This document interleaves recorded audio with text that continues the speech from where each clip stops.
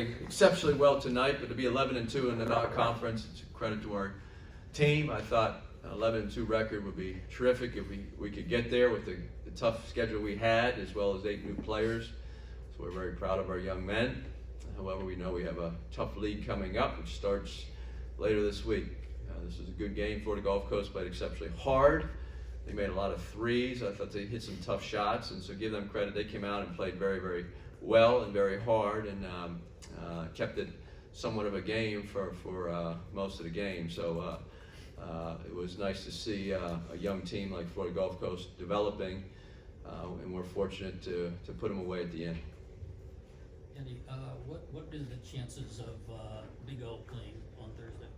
We expect him to be. He could have played tonight if we really needed him to, but precautionary with the swelling in his ankle from the LSU game. He sprained his ankle.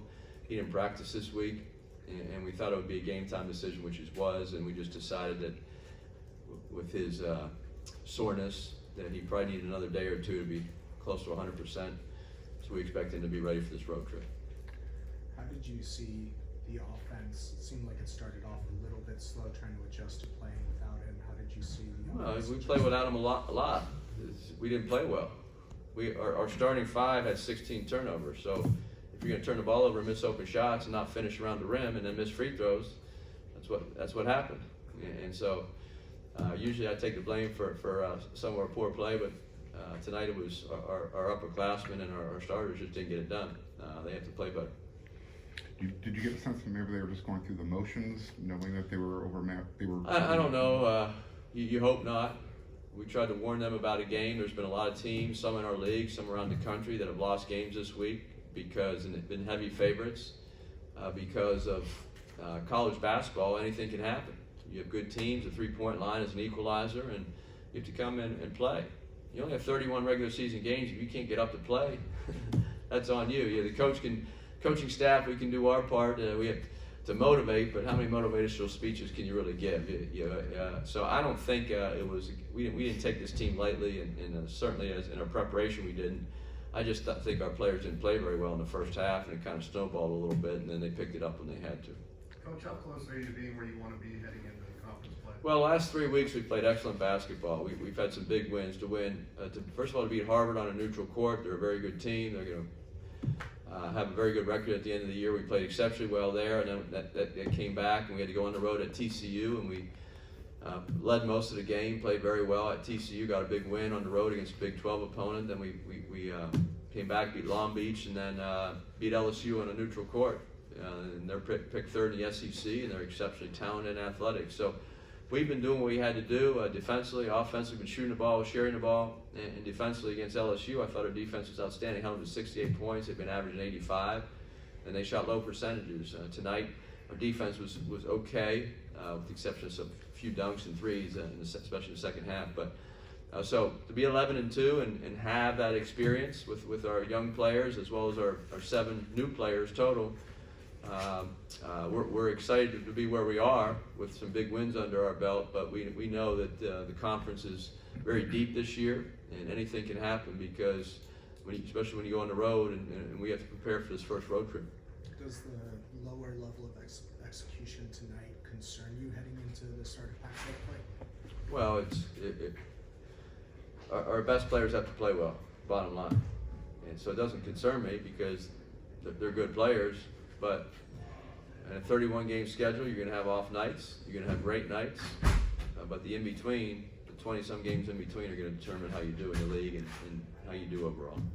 Andy, you only had 6 fouls tonight, and I think there was an earlier game a couple weeks ago where you only had 6 or 7. That a sign of the defense just playing well? Well, I thought we did a good. They don't have a lot of post players. Their big guy got in foul trouble. They did get to the rim a couple times and have some dunks, but they didn't have a big post presence. They shot a lot of threes. So without the constant driving to the basket and the attacking the rim, you usually stay out of foul trouble, or at least hopefully you do. So I think that had something to do with it. But I thought with their game plan, what they were trying to do, they were effective because they shared the ball very well. They spread the floor, and then they made some tough shots. Coach, you had some good memories of that program. Did stir anything in you to see those jerseys maybe in the first couple seconds and then it kind of went away? Well, I think it's, Michael Fly was my assistant, he's the head coach now, and Joey Cantenz is on our staff here, he's also on my staff at Florida Gulf Coast, so those two coaches, it's great to see them. Our SID, Pat Pearson, who's now the football SID at Oregon, he's in town for the Rose Bowl, so we got to see him, and so it brings back memories. You appreciate your friendships, you appreciate the people you work with, and you try to keep in touch over the years. And this game of college basketball, like many sports at this level, sometimes you need to take a deep breath and appreciate the people in your past, the people in your present, and just enjoy the moment. So it was fun to see them. When the game started, though, you have a game to play, and it could have been anybody down there. Or the jerseys didn't matter to me at that point, but I think it is nice to see some familiar faces. You talk about Kyle Sturdivant's growth. He seems to be a really calming influence when he steps on the court. He was, I think, the only ball handler who didn't turn the ball over tonight. Yeah, Kyle played very well tonight. He had 5 assists, no turnovers. He made a couple jump shots. So he's developing. He played big minutes against LSU, came in, gave us 8 points in the first half, some huge minutes.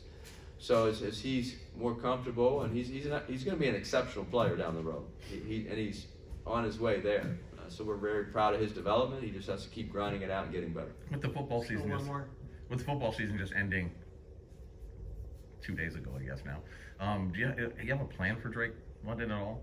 Well, he'll start practicing with us, learn our plays. He has to get in basketball shape. You know, in football, you get to, after every time you run down the court, you get to huddle up and start over, right?